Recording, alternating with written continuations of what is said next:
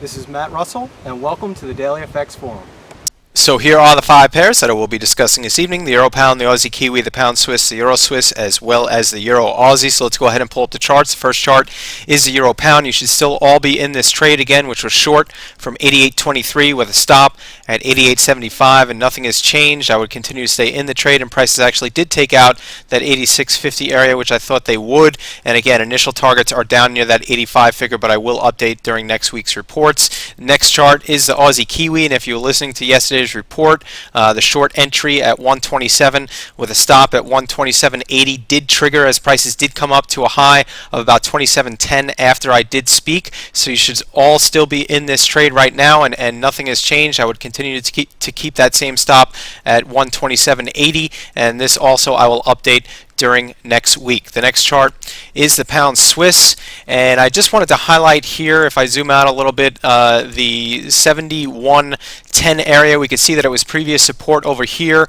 and also previous resistance right here, and actually the prices just may have formed a double top, and the double top in the form of a doji. So I would go ahead right now and have a bearish bias against the high of this candle, which is 71.10.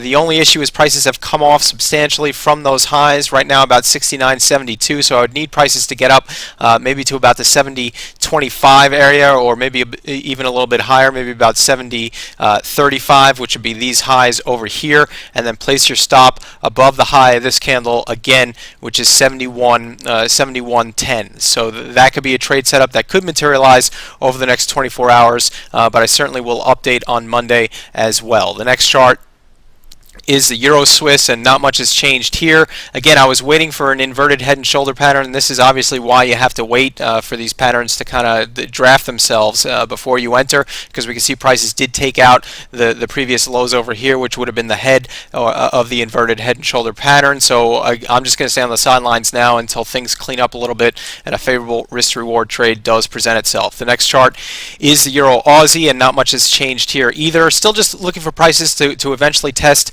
the longer term resistance line here, as well as that previous support line, which is about the 59.40 area. So again, prices 56.25. The entry ideally would be about 59, call it 59.25, with a stop at about 160, but that's about, again, 300 pips away, so I don't see this obviously materializing this week, but certainly it's within the realm of possibility during next week, so I will update then. Again, my name is Matt Russell. Thanks for listening, and please stay tuned for a preview of the Daily FX Forums. I want to take this opportunity to formally welcome you all to the Daily FX Forums. I want to go through the process of how I personally access the forums, and how maybe you at home, if you want to access the forums in the future, might do so. The first thing you would do is go to www.dailyfx.com, and that will bring up, obviously, dailyfx.com, and usually there on the upper right hand corner I'll go ahead and click on where it says forum, and that will bring up the first page of the forums. And this view, I personally don't use this view, but this view actually shows you the most recent posts on all the threads within the different sections, and a little detail about those posts, so you can read through and see if there's something catches your interest. But personally, I go ahead and just click on forums and view them in the more traditional sense. Now, these are different threads within the forum. There's a section on education, such as Daily FX course instructor tips, which would be good for newer traders, and then for more advanced traders. And I just want to go ahead, personally, the way I use the forums is I would go through the individual threads, just looking for trade ideas, maybe looking at charts, looking at certain lines that maybe I didn't put up on my chart, but another trader might have put up on their chart. I tend to, shy away from using direct trade recommendations from other forum members, but it helps me to sort of even out my analysis, make sure that I'm seeing things, with the right mind, in terms of, I might be missing stuff that other traders can see, and that's my personal way of using the forum. Every trader is going to be a little bit different in how they use it. So if you want to ask questions, if you want to become an active participant of the members, you would have to go ahead and register. So that's what I'm going to go through now, is the registration process. So assuming you're brand new to the forums, or maybe you've been here a few times and you're not really sure how it works, so I just want to walk through again the registration process. This would be the front page where you would access, or the previous page. You'd have the same little box here on the left-hand side. My username and password are already filled out here, but assuming you're a new member, you would click on where it says register, and that will bring up the registration page. If you give me one moment here while my browser loads.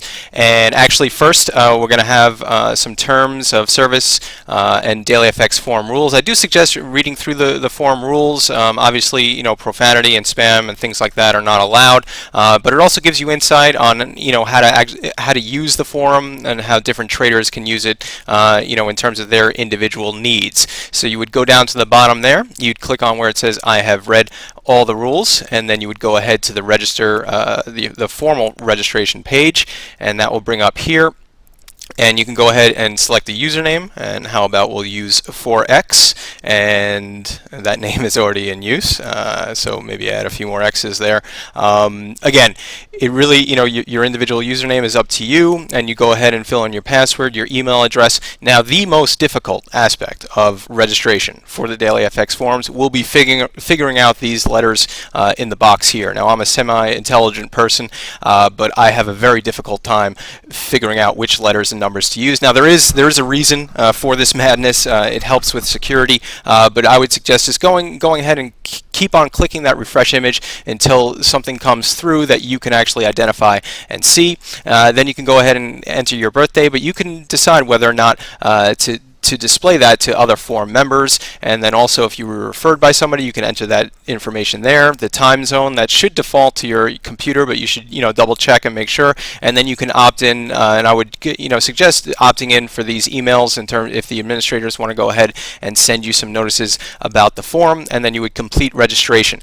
Now what happens is they would send you an email to the email address that you put up here, and that email will include a link, and all you would have to do is go ahead and click on that link, and that link will bring you inside the forum, and you would now be a member of the DailyFX forums. Again, this is Matt Russell. Thanks for listening.